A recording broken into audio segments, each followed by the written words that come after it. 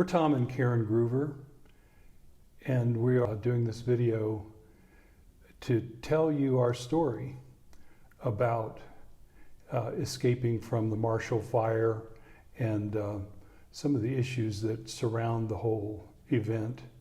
And so we're going to start by asking Karen what was her earliest recollection of the Marshall Fire. So what do you remember? Well, I just remember being in the kitchen and I was preparing lunch, and I looked outside, and all of a sudden there was smoke blowing by, and it was kind of startling. I thought, well, what's going on? And I eventually went upstairs to try and find on the news if it said something about a fire in our area. And finally, one of the stations said, "Oh, there's a grass fire going on." But by the time we heard that, we got a call to evacuate immediately, because then the smoke started accumulating in the house. So we quickly grabbed a couple of laundry baskets and threw in our important papers and a pair of pajamas and a little bit of jewelry.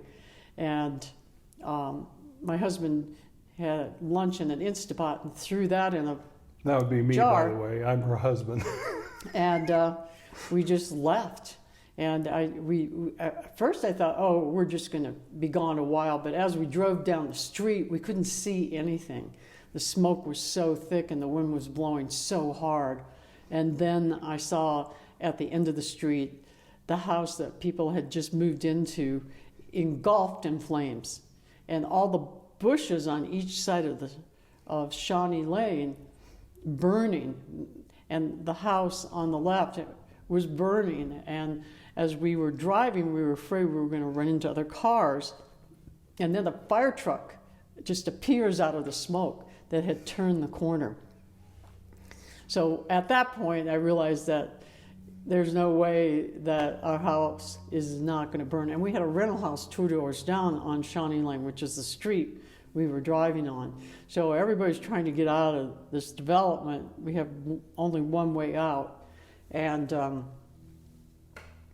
before that, we had heard the fire department going down the street with a megaphone telling everybody to get out. And then there was another fireman going around and knocking on doors. But by that time, we knew we were getting our coats on and just making sure we had a pair of shoes on and a hat, and then we ran outside.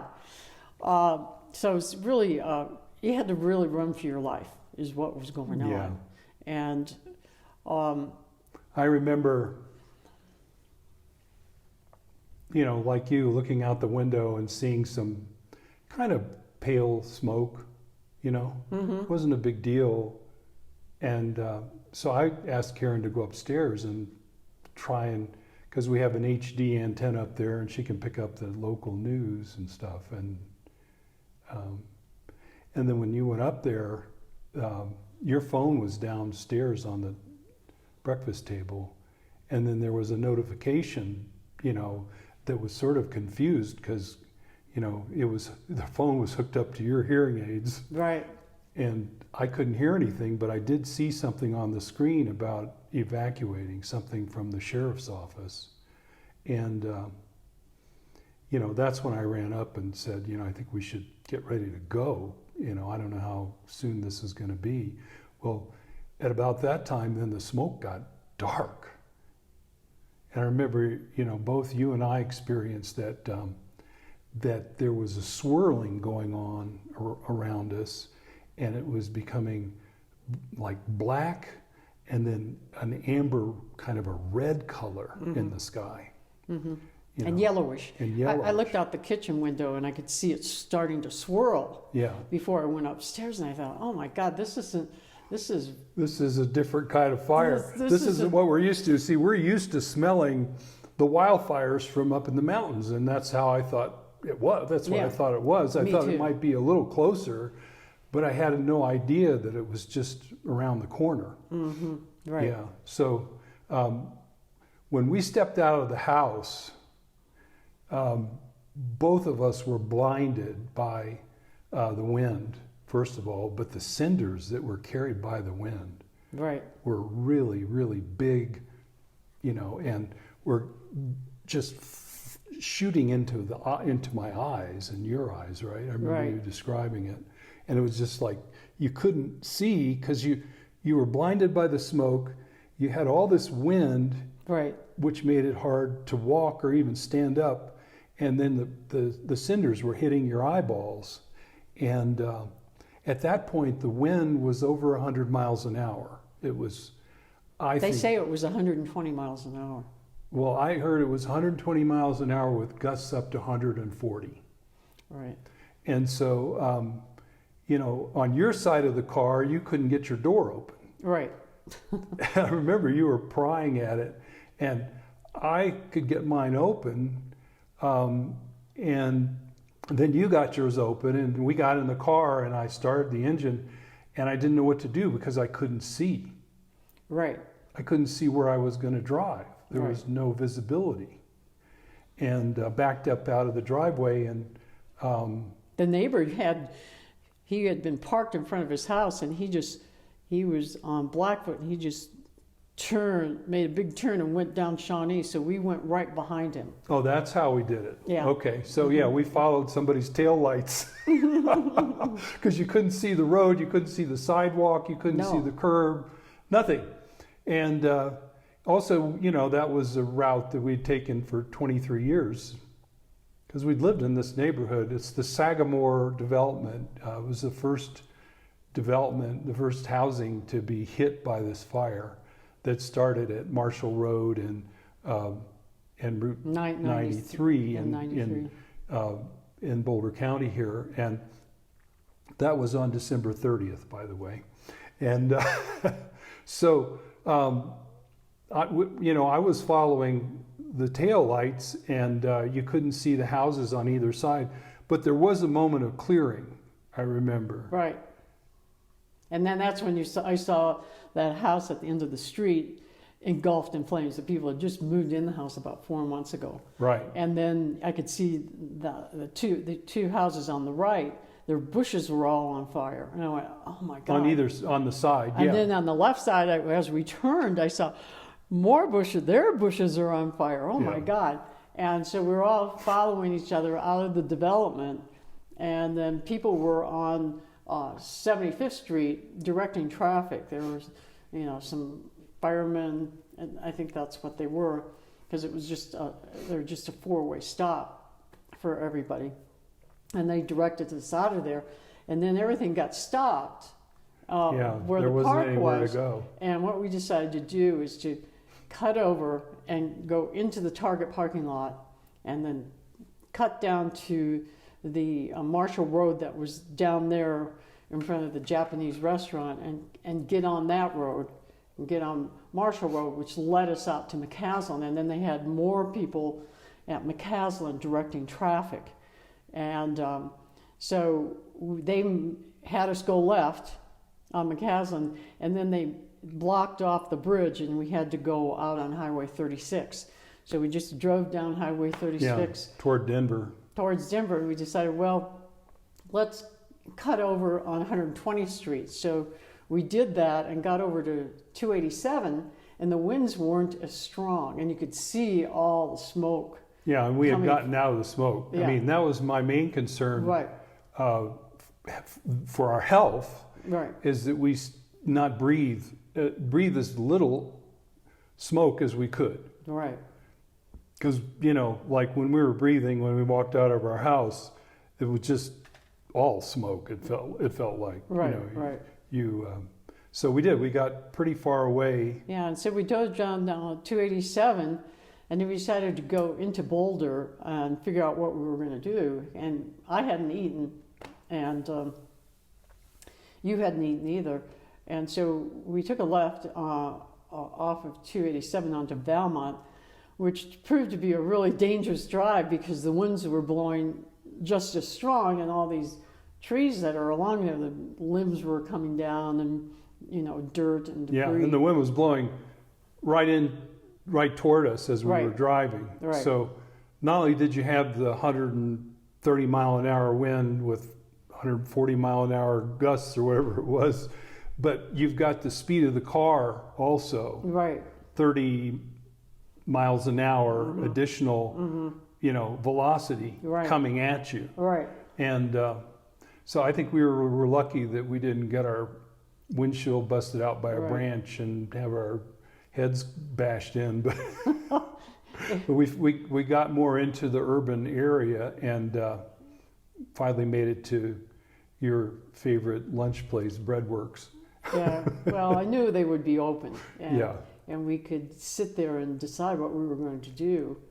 And, as information came in, we saw that, we weren't going to be going back home. And so we went to one of the motels and stayed there. Yeah, overnight. And they gave us toothbrushes and toothpaste. Yeah. Because we didn't take our toothbrushes with us. At that point we realized that we didn't have any possessions anymore.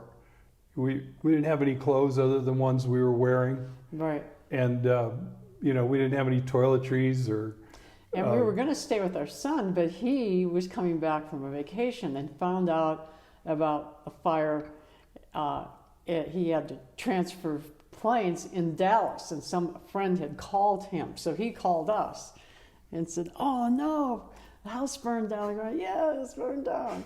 So we couldn't stay with him because he had people staying at his house to watch over all the animals. So we stayed overnight in Boulder, and then all of our friends started helping us. Ron and Kathy had a gift box and coats and a blender and down comforter and all kinds toilet paper. Toilet paper, file cards, so we... Envelopes. Envelopes, yes. And so we proceeded to, go to one of the stores to get a few clothes, and the manager of the J. Crew outlet in Boulder paid for our clothes. So we got the things that we're wearing right now, she got for us. Yeah, we had 3 big clothing bags full of clothes, plus stuff that she ordered online that they didn't have in stock. And exactly. So, and then she pulled out her credit card and paid for it all. Right. Which was just amazing for us. And then we had other friends who did PayPal for us and Venmo and and there was GoFundMe. A GoFundMe account. Yeah, we have a GoFundMe account in case you're interested in helping us rebuild our homes. I think it's, if you look up Tom and Karen Groover, I think it's like help Tom and Karen Groover rebuild their home. Right.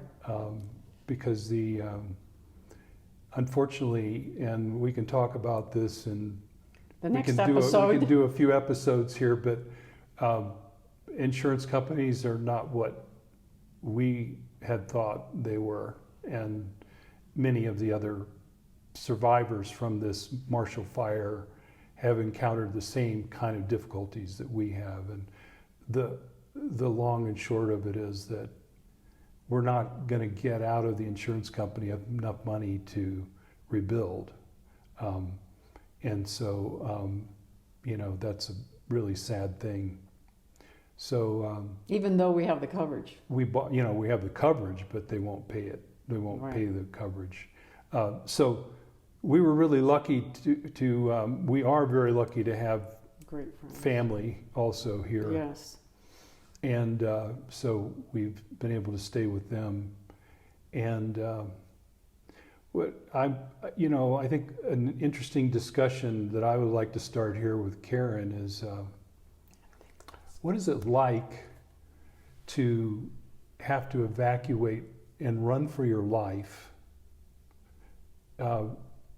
evacuate from a home that you've lived in for 23 years and from a community where, of 170 homes or whatever it is. And I would say from my experience with you that you knew personally about 80% of the people that lived in those homes. What was it like? Well, there's so much adrenaline going in the beginning, there's not much you can think about. But as you go along, month after month, and then start dealing with the things that you don't have, that's when it starts really getting to you, and you have to deal with an insurance company that isn't helping you and who's actually dehumanizing you and not supporting you to take care of everything you lost, which is why you pay for insurance. So they've created an enormous amount of suffering by not being honest and by cheating all of us who lost our homes and refused to pay us the money that we paid them every month on our mortgage to have our house insured so that it could be rebuilt if something like this happens and we could restore what we lost. And that hasn't happened. And it's a very discouraging thing, and it's depressing is what it's turned out to be, rather than it's a new beginning. You don't get a chance to do that because you can't get these guys to keep their word. Yeah. So the thing that hit me was, like you said, the adrenaline. Yes. Because when we stepped out into that wind and the cinders and the smoke and the flames, I was just there. I didn't really have a feeling of fear or panic or remorse or anything like that. I knew that I was stepping out and my whole life was going to change forever. But I didn't, I felt a sense that, this is the neighborhood where the house where we raised our kids, the family with all its memories, and we were leaving it, and we probably would never see it again. Mm-hmm. And I remember the flames and all the events with the fire truck appearing out of the smoke and all those things. Mm-hmm.